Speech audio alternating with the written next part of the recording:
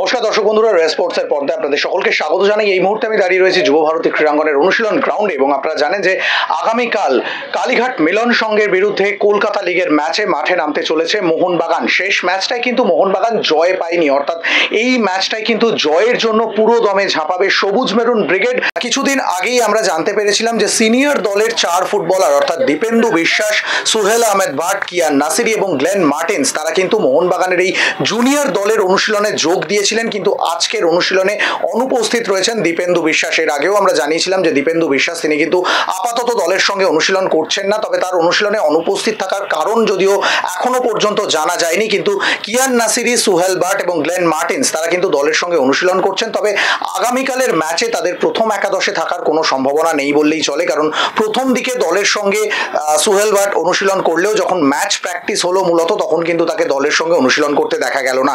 অন্যদিকে কিয়ান নাসিরি এবং Glenn Martin's তারা কিন্তু প্রথম একাদশের সঙ্গে বা যে দলটা মূলত ম্যাচ প্র্যাকটিস করলো সেই দলের সঙ্গে অনুশীলন করলেন না, তিনি মূলত সাইড লাইনে দেখা গেল। কিয়ান নাসিরিকে দেখা গেল বেশিরভাগ সময়টাই তিনি রিকভারি সেশন সারলেন, বেশ কিছুদিন তিনি মাঠের মধ্যে ছিলেন না, ফুটবলের মধ্যে ছিলেন না, সেই কারণে ম্যাচ ফিট হতে হয়তো একটু সময় লাগবে, সেই সময়টাই হয়তো তাকে দেওয়া হচ্ছে।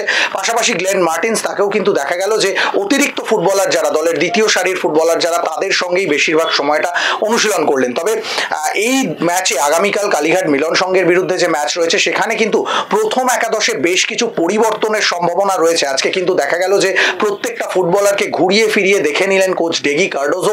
পাশাপাশি মিংমা শেরপা তিনি কিন্তু চোট কাটিয়ে ফিরেছেন, তবে কালকে তিনি প্রথম একাদশে থাকবেন কিনা সেটা হয়তো সময়ই বলবে। অন্যদিকে এখনো পর্যন্ত যেহেতু তিনি লাল কার্ড দেখার কারণে তিনি উপলব্ধ নয়, সেই হিসেবেও কিন্তু একটা বিকল্প তৈরি রাখতে হচ্ছে ডেগি কার্ডোজোকে। এবং সব মিলিয়ে অনুশীলন শেষে যখন আমাদের সঙ্গে মোহনবাগান রিজার্ভ দলের হেড কোচ ডেগি কার্ডোজো কথা বললেন, তার গলাতেও কিন্তু সেই একই সুর শোনা গেল। তিনিও কিন্তু বললেন যে কালকে হয়তো বেশ কিছু পরিবর্তন দেখা যেতে পারে, 2 থেকে 3টে পরিবর্তনের ইঙ্গিত দিয়ে রাখলেন তিনি।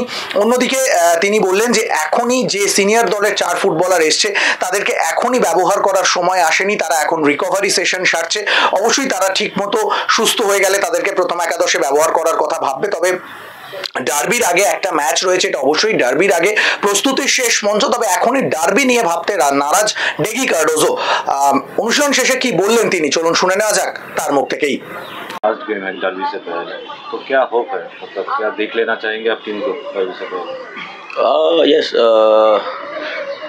अनदर गेम है, दूसरा नया गेम है, डिफ़िकल्ट रहेगा बिकॉज हमारा प्लेयर्स जो है सलाउद्दीन वो नहीं होगा टीम में, देन थोड़ा कुछ चेंजेस होगा।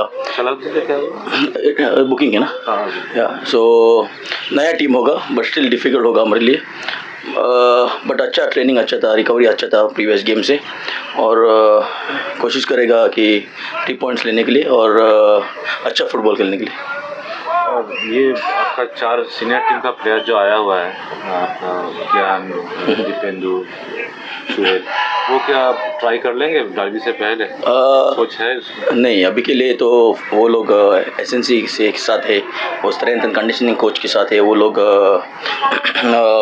ये कर रहे हैं, थोड़ा उसका रिहैब कर रहा है, थोड़ा फिटनेस थोड़ा नीचे है उस पर काम कर रहे हैं, तो मोस्टली नहीं होगा। हम जस्ट फोकस करेगा मेरे टीम जो रिजर्व टीम जो प्लेयर्स है उस पर फोकस करेगा और उनको गेम टाइम देने के लिए, और ये होगा हमारा। और एक शायद आपको पता है कि नहीं पता नहीं है, क्योंकि आप प्रैक्टिस में थे और उस तरफ ईस्ट बंगाल मैच हार गया, डर्बी से पहले वो लोग मैच हार गया, ये आप लोगों का मोरल देखिए ऐसा कुछ ये नहीं, हम फोकस करेगा हमारा मैच पे। हम मैच बाय मैच ले रहे हैं, हम डेवलपमेंट में फोकस कर रहे हैं, गेम टाइम देने के लिए प्लेयर लोग को फोकस कर रहे हैं। आपको दिखाई देगा कल नया प्लेयर आएगा अंदर, उनको गेम टाइम मिलेगा, वही हमारे लिए वो प्लस पॉइंट है। और वैसा ही हम लोग कोशिश करेगा कि ज़्यादा से ज़्यादा नया प्लेयर जो भी हम लोग साइन किया है गेम टाइम देने के लिए और डेवलप करने के लिए। प्लानिंग तो बताना नहीं है, प्लानिंग तो आप अपने से करोगे, लेकिन कितना चेंजेस होने वाला, मतलब तकरीबन कितना चेंजेस होने वाला? 2-3 चेंजेस तो आएगा ही। प्लेयर जो U17 से प्रमोट किया है वो लोग खेलेगा, जो मोस्टली अंडर 17 प्लेयर्स जो है, अंडर 18 प्लेयर्स है, वो लोग मोस्टली कल के मैच को दिखाई देगा। Coach, what about your tomorrow's opponent? They have not still won a single match. But I feel that they are playing good football. I've seen their game. They are again they are experienced players. They like to keep the ball and play most of the time, which I have seen. So they'll be good opponent for us to see where we stand, and just to prepare us for the next game, derby game. It'll be good for us to know our strength and weaknesses.